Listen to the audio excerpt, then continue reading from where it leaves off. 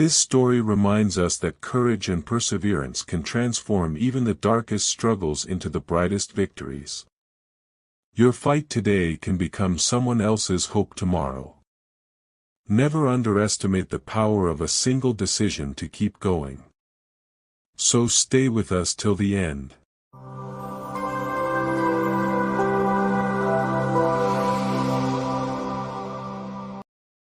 Lara entered the world in a quiet little village, a place where the cries of newborn girls were often met with disappointment rather than joy.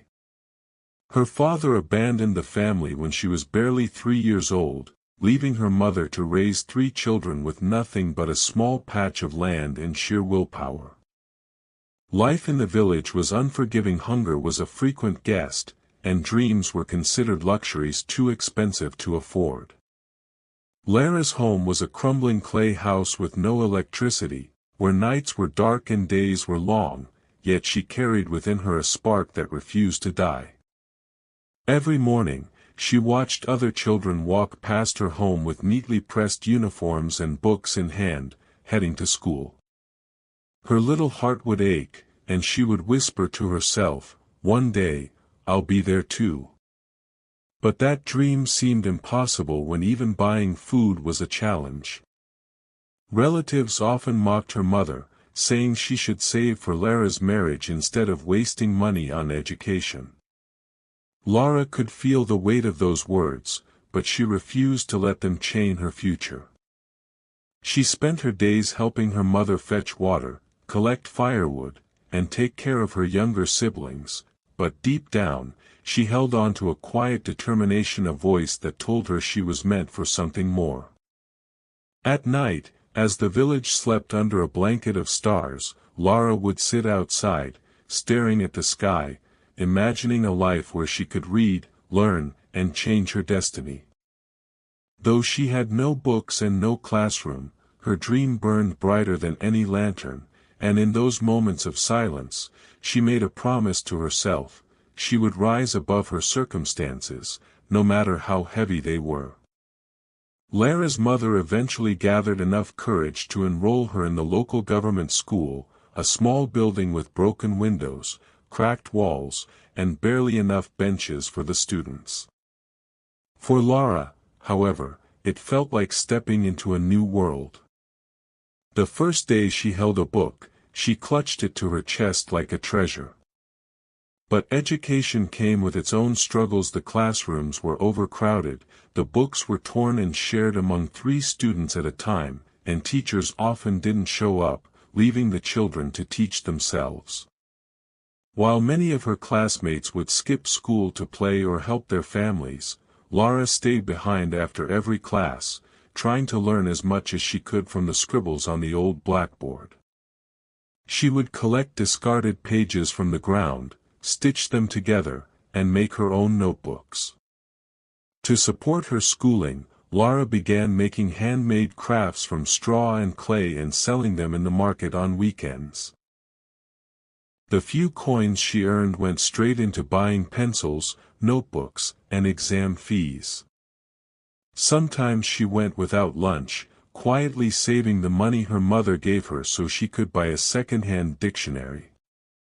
At night, when her siblings slept, Lara would sit near the flickering kerosene lamp, reading until her eyes grew heavy and her fingers were smudged with ink.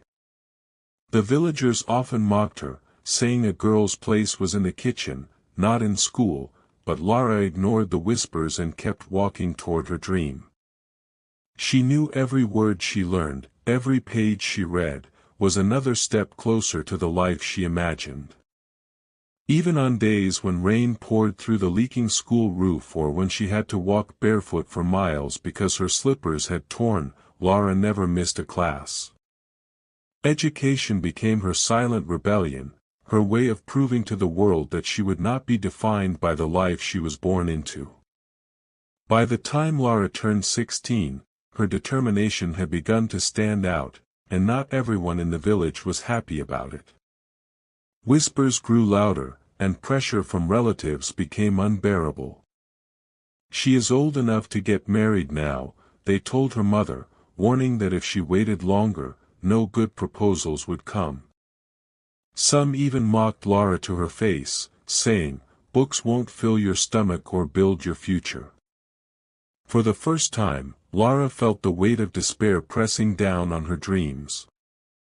Nights that were once filled with quiet study now became sleepless as she worried about her future being stolen away. But deep inside, the fire in her heart refused to go out. One evening, after overhearing her relatives argue with her mother, Lara gathered every ounce of courage she had and spoke up. Her voice trembled, but her words were clear. She would not leave school, and she would not get married until she had achieved something meaningful. Her boldness shocked everyone. Some called her disobedient, some even cruel for defying tradition, but her mother, moved by her daughter's determination, stood by her side. That was the turning point. Lara began to work even harder, as if she had to prove to the entire village that her dream was worth fighting for. She woke up before sunrise, helped her mother with chores, then walked miles to school, her head held high despite the stares. When exams came, Lara poured every bit of herself into preparation, staying awake under the dim lamp until the sky turned pale. The results shocked everyone. Lara not only passed, but topped her board exams, earning a scholarship to study in the city. The very people who once mocked her now nodded in reluctant respect, and for the first time, Lara felt the weight on her chest lift. She had won the first battle for her future, and her victory lit a spark of hope for other girls in the village. Years passed, and Lara's life transformed with relentless effort and sacrifice.